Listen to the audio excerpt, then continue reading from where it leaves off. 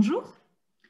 En ce 8 mars 2021, journée internationale pour les droits des femmes, j'ai le plaisir d'accueillir dans ce dialogue littéraire de l'Alliance française de Venise une amie très chère, Laure de Chantal.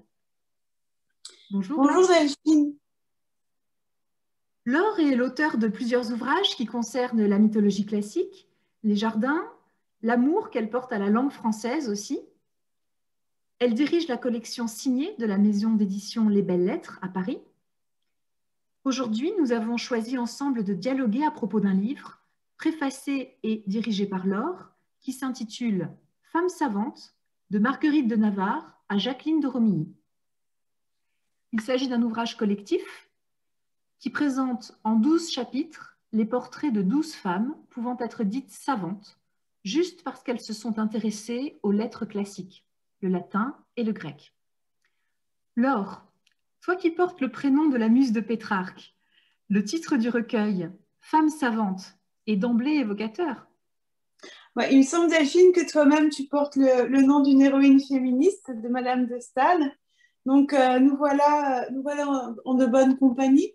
Oui, alors ce livre s'appelle Femme savante. Vous noterez que c'est bien naturellement un clin d'œil à Molière et que c'est Femmes savantes et non pas les femmes savantes. C'est-à-dire que je ne voulais pas qu'il soit marqué que ce soit les femmes savantes parce que ça aurait été un petit peu stigmatisant, vous voyez, ça aurait été un groupe, les femmes savantes, il n'y a qu'elles, mais juste femmes savantes, pour bien donner l'idée, pour bien marquer que c'était une série de femmes savantes, mais qu'il y en avait eu d'autres, et beaucoup d'autres, et qu'il y en aurait aussi également beaucoup d'autres. Donc, pas un groupe fermé, mais au contraire, un groupe ouvert. Tout à fait. Et la référence donc au vers célèbre de Molière. Il n'est pas bien honnête et pour beaucoup de causes qu'une femme étudie et sache tant de choses. Alors sur ces vers, c'est des vers en fait qui résonnent en moi et je pense qu'ils résonnent en beaucoup de femmes qui ont fait des études de lettres, enfin même des études tout court, parce que ça peut être de plein de sortes. Là, plutôt des études de lettres, parce que naturellement, pour connaître ces vers, il faut quand même avoir fait des études un tout petit peu littéraires, quoique ils sont sans doute encore un petit peu enseignés au lycée. Hein, voilà. Et donc, ces vers, j'ai le souvenir très précis de les avoir appris, retenus, parce qu'ils sont vraiment très très bons, d'avoir vu tout le monde en rire et ben, de me les être un peu mollement, mollement et bêtement appropriés. Voilà, les femmes savantes, et ben, elles sont ridicules, il faut s'en moquer. Et du coup, j'ai poursuivi mes études et tout, en me disant, ben voilà, je continuais à répéter un peu le cliché, ben, les femmes savantes, les bas bleus et tout machin. Et puis après, bon, j'ai fini par me dire, mais si moi je suis quoi alors? Bon bah ok, je dois être un objet de dérision pour mille raisons qui me sont propres, mais je veux pas être un objet de dérision simplement parce que je suis une femme qui a fait des études. Donc je me suis dit, bon alors ces femmes savantes, il va falloir montrer une chose qui est aussi que je porte en moi de manière très forte et que tous les auteurs qui ont participé au livre que j'ai dirigé, qui sont des hommes et des femmes, portent aussi et pensent aussi que ben, femme savante, c'est plutôt un titre honorifique, d'autant plus que être une femme et être savante, ça nécessite de passer un certain nombre d'épreuves, au moins l'épreuve du non-conformisme, parce que ça veut dire que ben voilà, on peut être une femme et être une savante sans se dire ah ben mince, je vais être moins femme ou moins savante parce que je vais combiner un petit peu les deux, sans compter qu'il y a des périodes de l'histoire et des pays où là, être une femme savante, c'est une gageure. Et la France n'est pas le pays le mieux loti, il faut bien le dire, hein, parce que rappelons que les deux premières femmes à avoir été, non, avoir siégé, avoir été élues donc à l'Académie française, ça date quand même de l'extrême fin du XXe siècle, c'est 83 de mémoire pour Yourcenar. Et donc grâce à Jean d'Ormesson, hein, je pense que l'affaire est bien connue, c'est lui qui a aidé en fait à ce qu'elle soit élue. Et puis, donc, c'est vraiment très, très tard. Et c'est pas parce que il n'y avait pas de candidate avant, vous voyez. C'est juste qu'elle était systématiquement blackboulée. Donc, avec ce livre, Femmes savantes et pas les femmes savantes, j'ai voulu montrer que des femmes savantes, il y en avait plein et que il fallait en être fier. Ça orientait aussi également sur l'Antiquité, parce qu'il y a quelque chose qui est... bon, là, le livre, j'espère que vous le lirez hein, à un moment ou un autre, mais c'est des femmes savantes qui ont été savantes parce qu'elles ont fait du latin et du grec. Donc, elles ont pu appliquer ce latin et le grec à des domaines très variés. Ça peut être les sciences mathématiques, ça peut être la traduction, ça peut être la physique, ça peut être la littérature, euh, plein de sciences différentes, mais dont le point commun, le point d'entrée est le latin et le grec. Simplement parce que à une époque, le savoir passait majoritairement par le latin et par le grec, mais aussi parce que bon an mal an, c'était ça c'est une conviction profonde, euh, surtout le grec d'ailleurs, était un point d'entrée d'un point d'entrée pour une femme, simplement, et là je pense que Delphine va vouloir qu'on parle de la préface, simplement parce que la littérature et la mythologie principalement grecque offrent des figures de femmes merveilleuses. Enfin, c'est vrai des modèles pour tout le monde. Mais là aussi, sur la mythologie, il y aura beaucoup de choses à dire. Oui, alors justement, ta préface au volume s'intitule Sous l'égide d'Athéna. En quoi cette déesse fait-elle figure de symbole et de protectrice des femmes qui pensent? Et justement, cette expression même, femme qui pense, n'est-ce pas là un oxymore? Alors, des femmes qui pensent dans la mythologie, il y en a quand même beaucoup. J'ai choisi Athéna simplement parce que c'est la déesse féminine de la science et de la sagesse.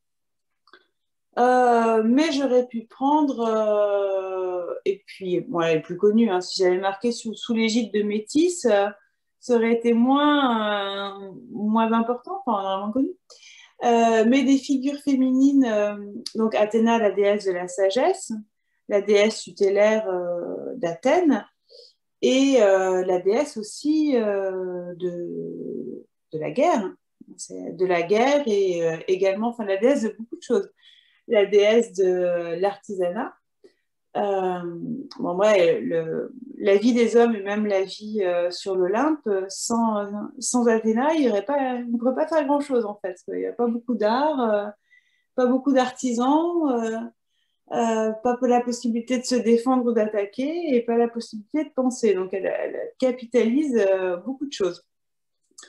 Mais rappelons que si la première déesse, qui est une déesse importante dans le domaine si on reste dans la lignée de la pensée, c'est Métis, alors Métis, qui est un mot euh, qui a un peu souffert, je veux dire, de la traduction qui en a été faite par Ruse, enfin pas par Ruse, par Vernon, de la ruse chez les Grecs, parce que métis, c'est pas exactement ça en fait. Enfin, ça va très bien dans son propos et dans le contexte de son bouquin de dire que là c'est de la ruse, mais c'est plutôt la capacité à voir, à anticiper, à voir ce qui va se passer. des fois, on le traduit aussi par prudence. C'est un mélange de prudence et de prévision. Voilà. C'est l'intelligence, enfin, c'est au moins un certain type d'intelligence. C'est le fait d'arriver par rationalité et pas par invocation et tout machin, mais vraiment par rationalité et compréhension des choses, à coller tous les morceaux et à voir ce qui va se passer et donc à l'anticiper avant tout le monde. Métis, c'est ça. Donc, du coup, c'est elle qui symbolise ça. Et pour s'assurer le pouvoir, Zeus, qui la craint, l'avale et l'incorpore. Et si Zeus est capable de gouverner, donc d'analyser les situations et de prévoir ce qui va se passer après, c'est grâce à Métis. Voilà. Eh bien, écoute, merci beaucoup pour nous avoir rappelé que Métis était là avant Athéna. Alors, nous en arrivons maintenant au cœur du livre, ces 12 portraits de femmes qui ont aimé les lettres au point d'y consacrer leur vie. Ce qui m'a surpris tout d'abord lorsque j'ai regardé la table des matières, c'est de me rendre compte que sur 12 noms de ces femmes savantes, je n'en connaissais que quelques-unes. Alors la plus ancienne, sans doute parce qu'elle était reine et qu'elle me rappelait des bribes d'histoire de France, Marguerite de Navarre, sœur de François Ier. Les deux plus récentes que tu as évoquées, femme à l'Académie française, Marguerite Yourcenar et Jacqueline de Romilly.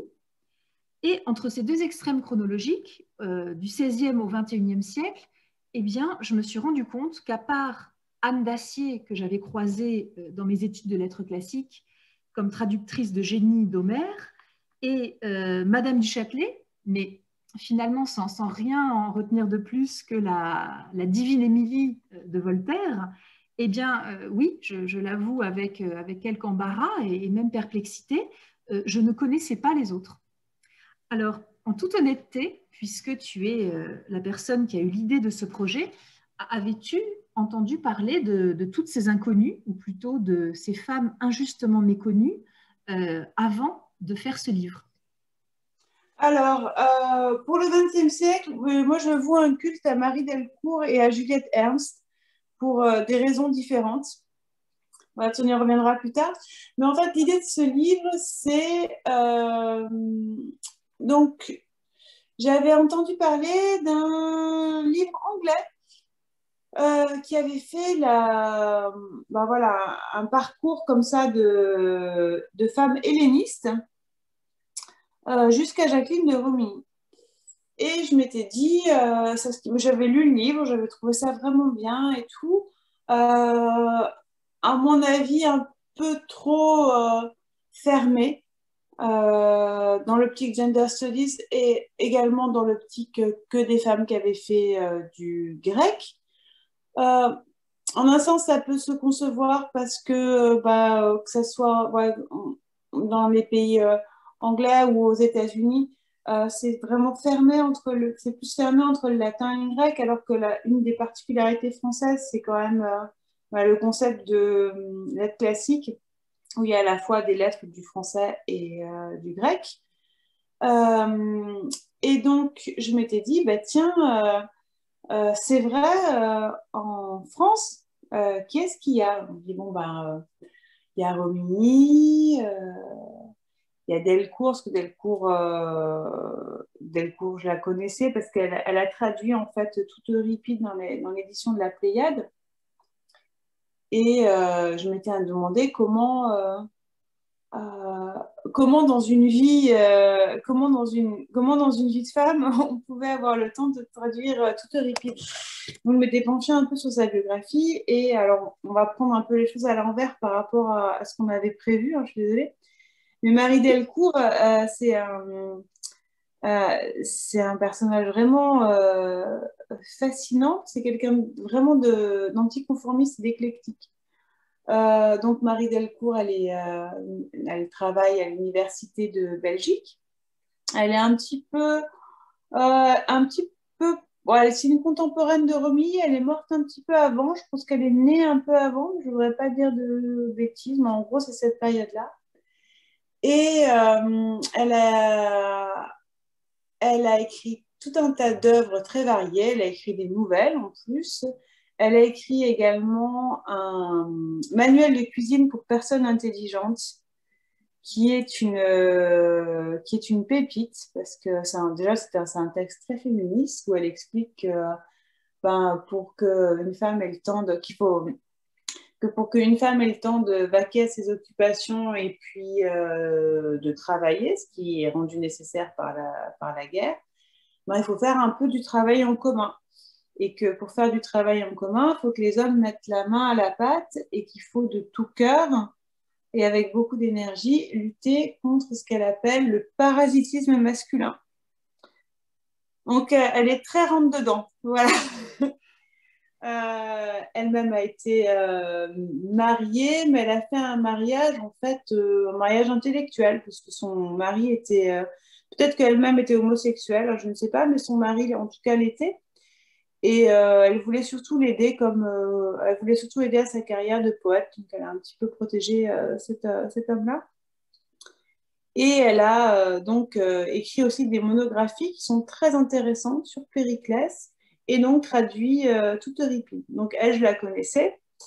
Juliette Ernst, elle, c'est une personne qui s'est occupée de la néphilologie. Donc la néphilologie, c'est le volume qui, tous les ans, fait la liste de toutes les parutions en latin et en grec. Voilà, tous les articles qui ont paru en latin et en grec. Et Juliette Ernst, c'est un personnage un peu assez intéressant parce qu'en fait, c'est une femme qui sort de l'ombre, si on peut dire, c'est un peu paradoxal, mais au moment de la guerre, parce qu'elle est la fidèle secrétaire de Marouzeau, elle fait tout pour lui et tout. Et puis, pendant la guerre, tous les bras sont les bienvenus, et puis il y a des hommes qui sont au front et tout. Et puis, on manque de papier, et puis on ne sait pas comment faire les livraisons de la néphilologie et tout. Et donc, elle, pour pouvoir aller aux États-Unis, amener des exemplaires, et puis ramener d'autres choses, ramener des articles, elle apprend à piloter un avion. Voilà. Tout simplement. Voilà, tout simplement. Et donc, c'est quand même un personnage féminin, quand même, vraiment. Moi, on peut la prendre comme modèle, quoi, parce que c'est assez fort.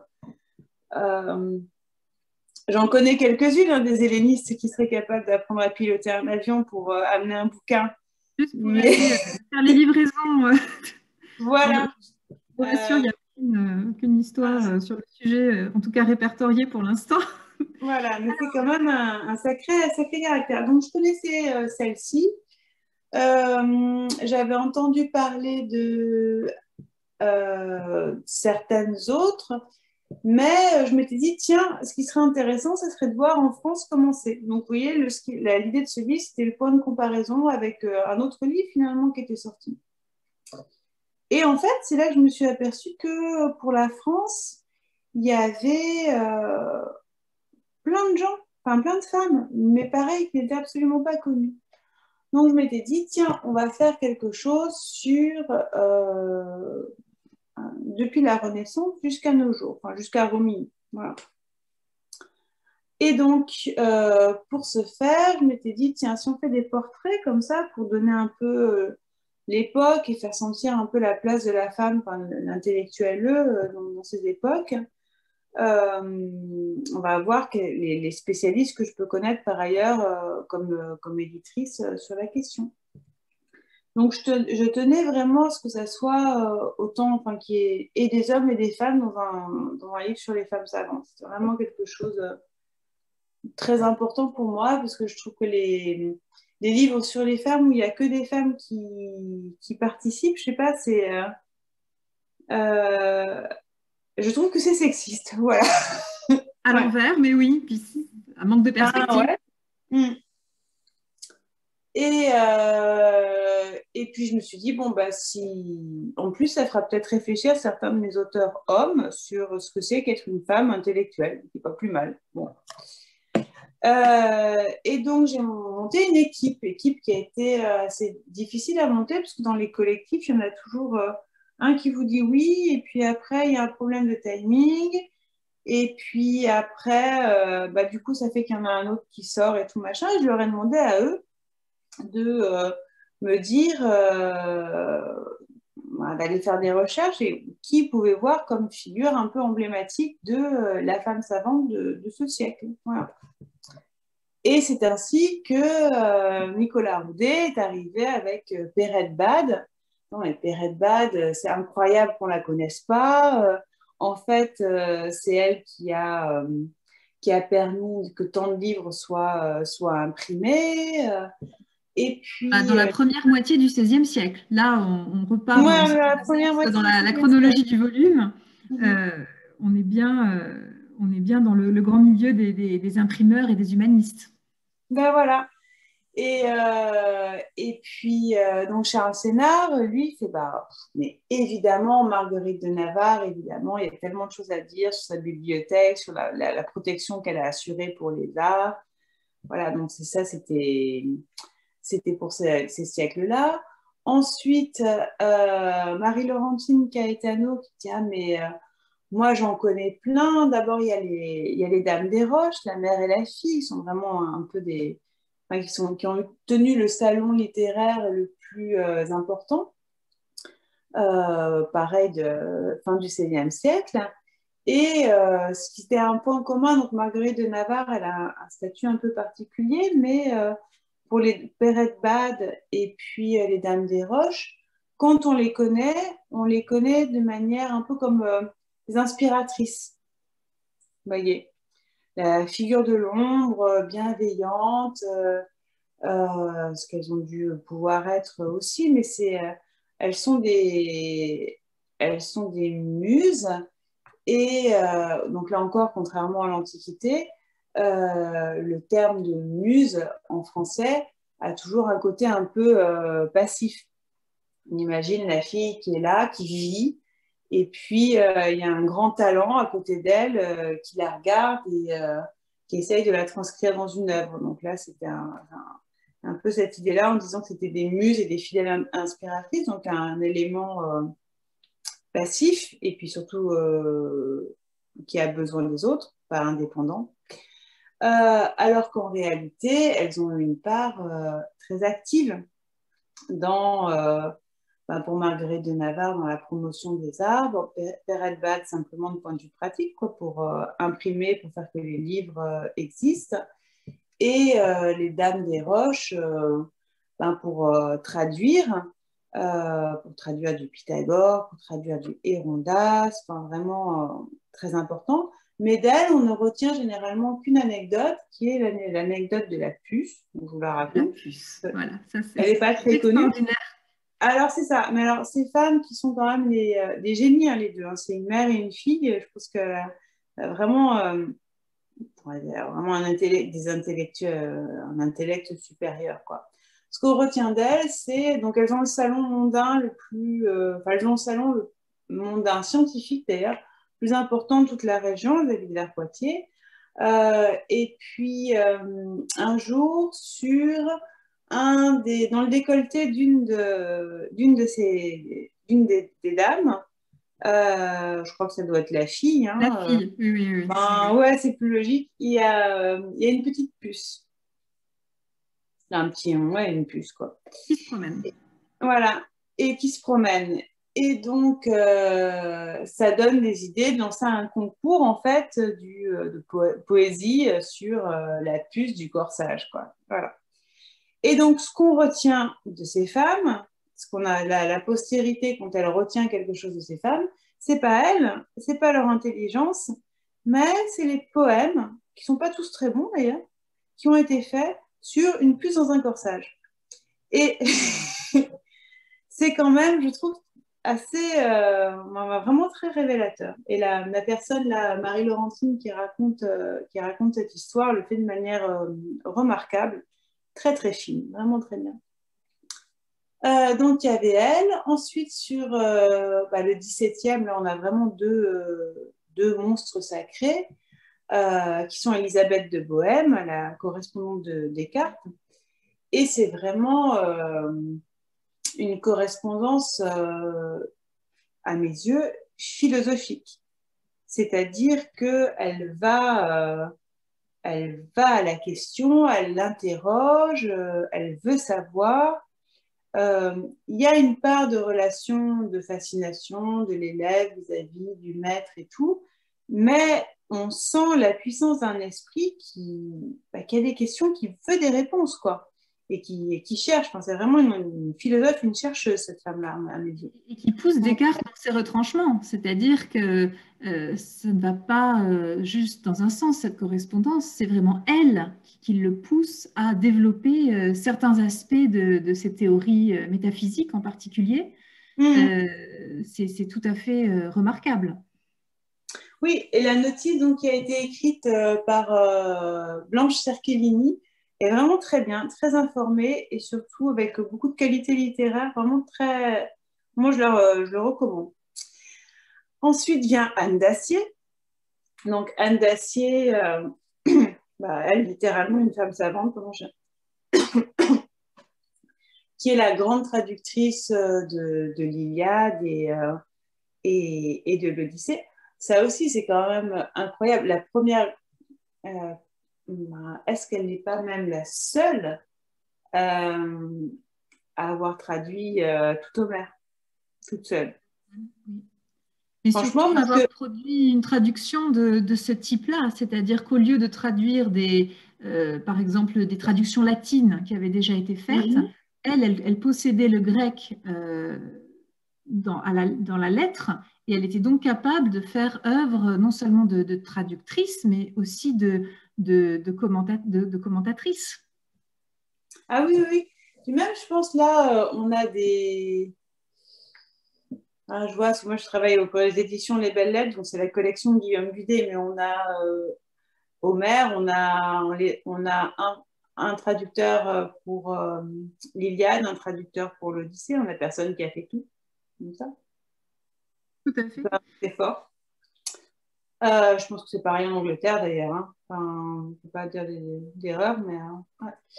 Et donc voilà. Ensuite, pour le XVIIIe siècle, il y avait évidemment Madame du Châtelet, Madame Pompon-Newton, parce que. Alors ça, c'est absolument extraordinaire parce que le mot vient de Voltaire, mais Voltaire qui était son amant, donc qui avait une passion et une admiration complète pour elle.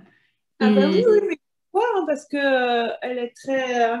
Enfin, là, pour le coup, c'est le triomphe de la liberté, cette femme. Enfin, avec les moyens du bord, elle a fait ce qu'elle voulait. Et alors, ce qui est intéressant, c'est qu'en fait, dans les Principiades là, de Newton, elle a aidé Voltaire parce qu'elle était meilleure que lui en latin, en fait. Hein. Donc, il a eu grandement besoin d'elle.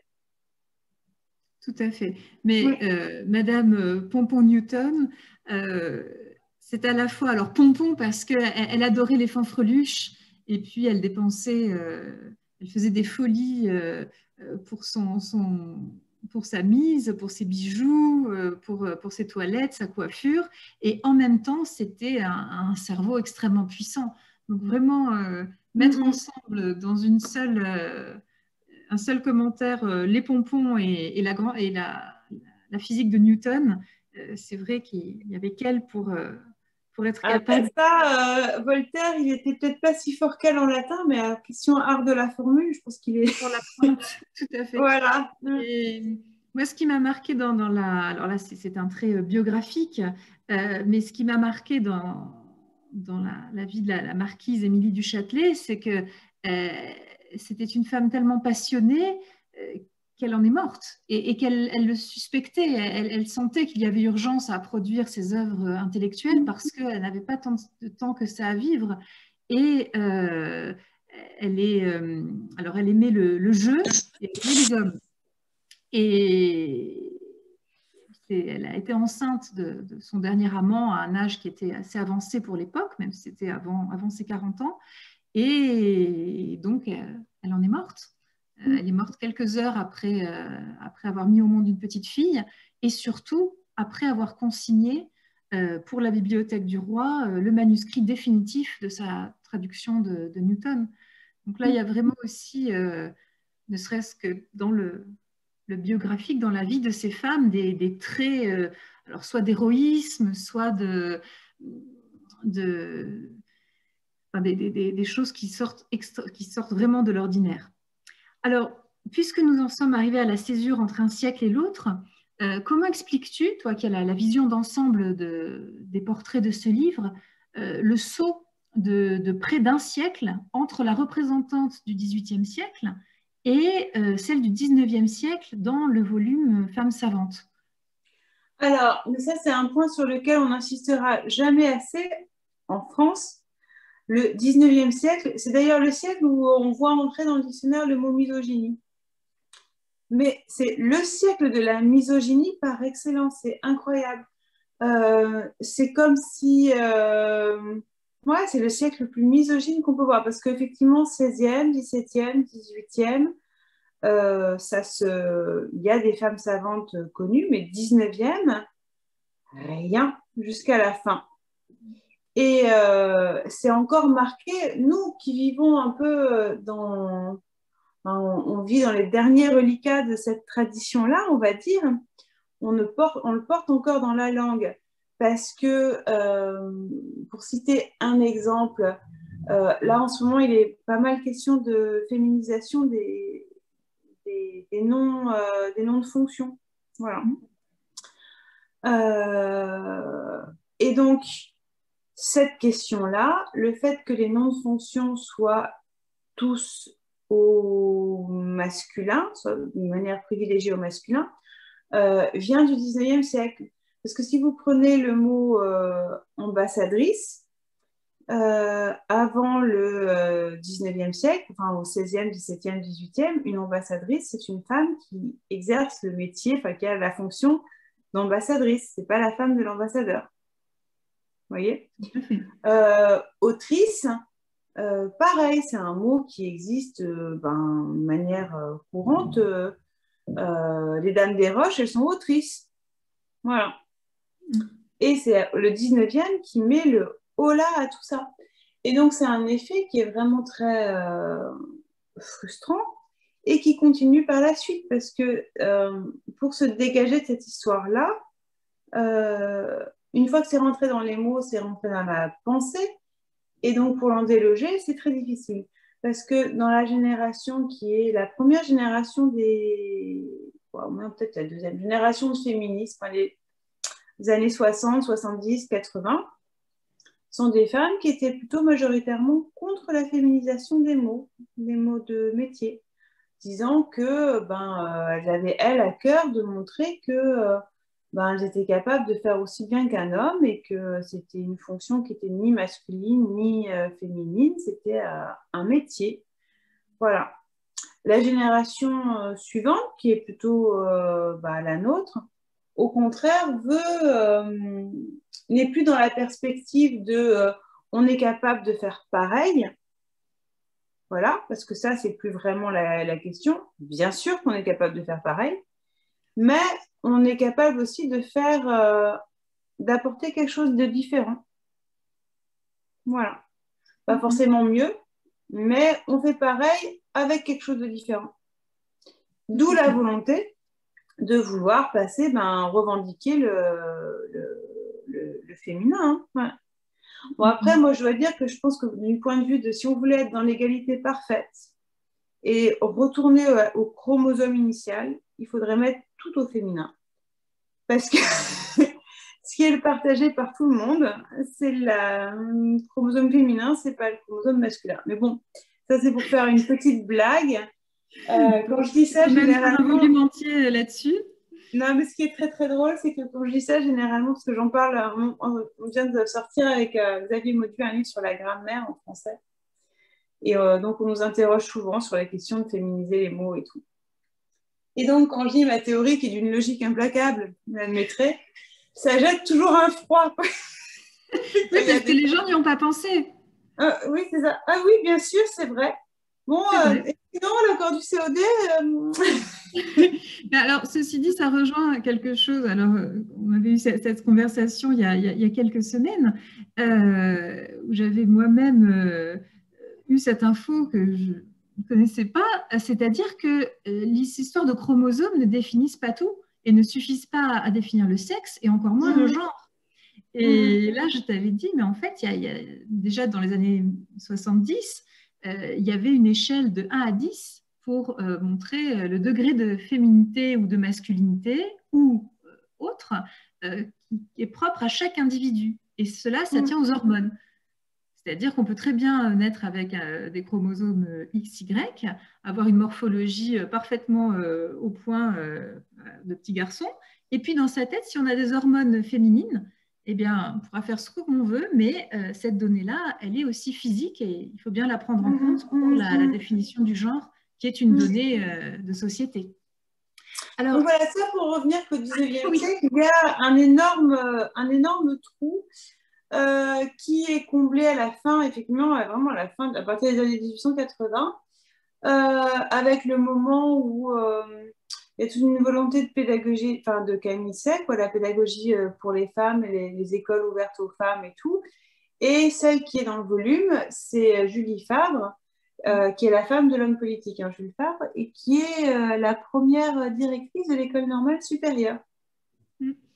Donc, l'école normale supérieure de Sèvres, qui était destinée à former les futures directrices et enseignantes des collèges et lycées de jeunes filles, tout juste créée par la loi de 1880. Et Julie Fabre a développé des principes pour créer de toutes pièces cette pédagogie nouvelle.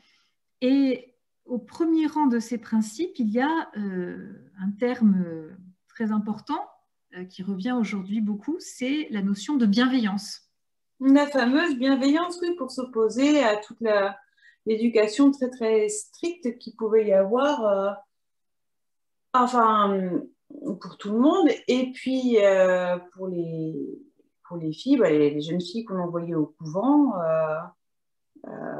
Et puis là, elle voulait pas, si vous voulez, je pense qu'elle avait à cœur que Normal Sup Sèvres ne se transforme pas en couvent laïque.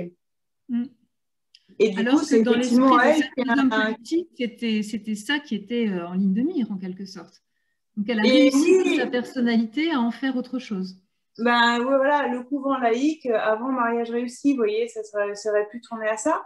Et ça tient effectivement à sa personnalité à elle.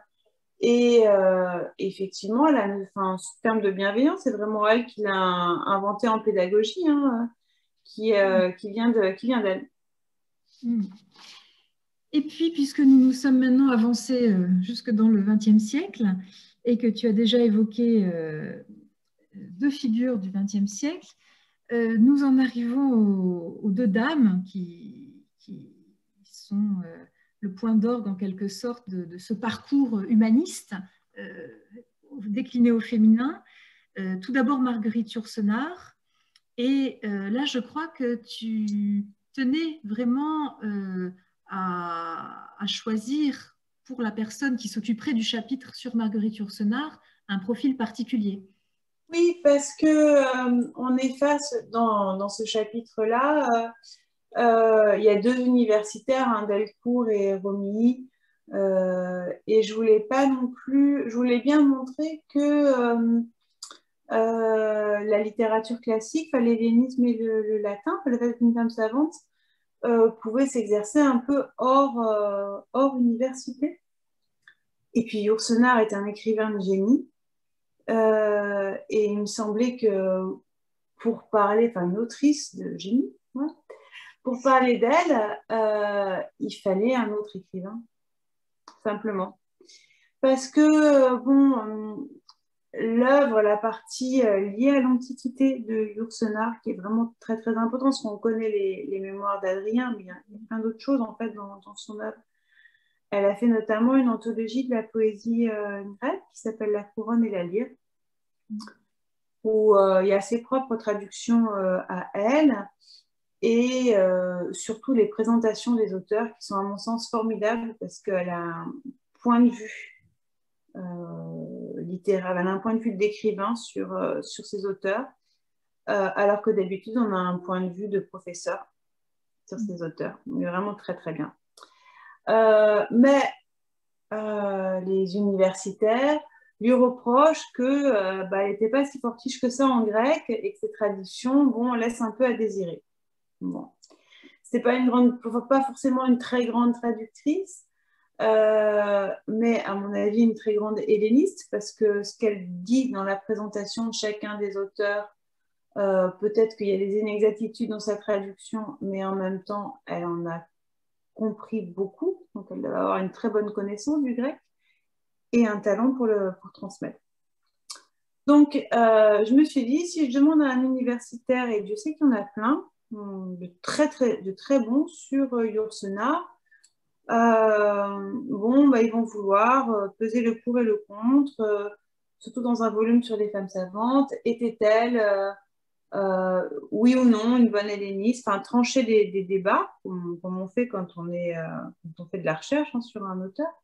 Et je voulais au contraire que ce soit un écrivain qui parle de manière positive, en fait, et essaye de définir son génie et son talent. Il définit ça d'ailleurs comme un humanisme sur un fond d'ébène. C'est une espèce de pessimisme aussi chez Yourcenar qui est vraiment important. Et ce qui est vraiment très très bien. C'est une très bonne notice. L'auteur en question s'appelle Jean-Marie Blas de Robles. Il a été, son œuvre a été couronnée à maintes reprises, dont une fois pour le prix Médicis. Alors, si tu le permets, j'aurais souhaité lire un très bref extrait des mémoires d'Adrien. Bon, alors c'est l'empereur Adrien qui parle. Les catastrophes et les ruines viendront. Le désordre triomphera, mais de temps en temps, l'ordre aussi. La paix s'installera de nouveau entre deux périodes de guerre. Les mots de liberté, d'humanité, de justice retrouveront ça et là le sens que nous avons tenté de leur donner. Nos livres ne périront pas tous. On réparera nos statues brisées. D'autres coupoles et d'autres frontons naîtront de nos frontons et de nos coupoles. Quelques hommes penseront, travailleront et sentiront comme nous. J'ose compter sur ces continuateurs placés à intervalles irréguliers le long des siècles, sur cette intermittente immortalité. Si les barbares s'emparent jamais de l'empire du monde, ils seront forcés d'adopter certaines de nos méthodes. Ils finiront par nous ressembler. Alors là, c'est un des passages parmi d'autres qui donne une vision extraordinaire de l'humanité et surtout de la continuation de cet esprit d'humanisme qui, malgré tout, ne s'éteint pas. Tout à l'heure, on parlait de métis. Là, on vient d'avoir la métisse Aleki.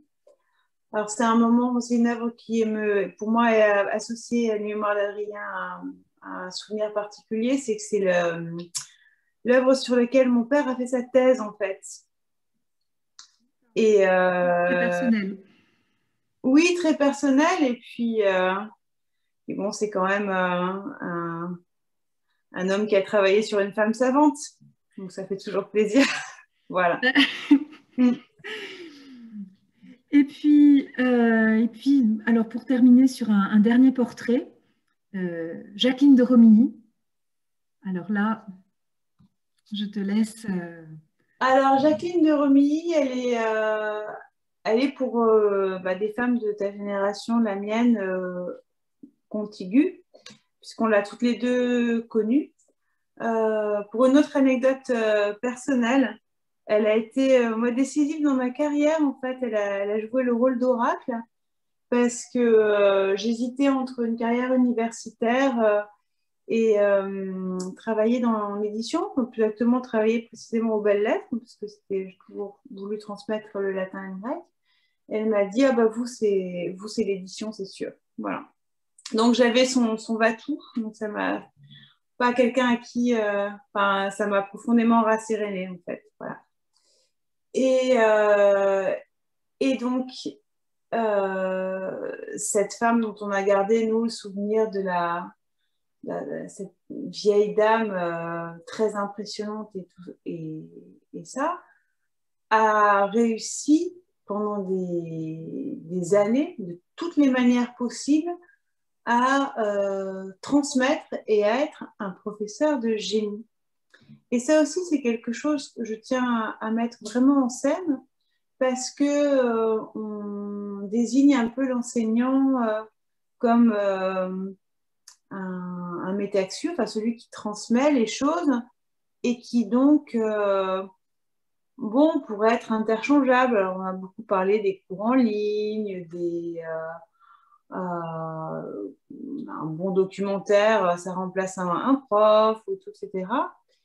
Et en fait, non, il y a un génie à être professeur et à arriver à trouver les mots pour rendre tout clair, ce qui était le cas de Romilly. On peut prendre n'importe lequel de ses livres.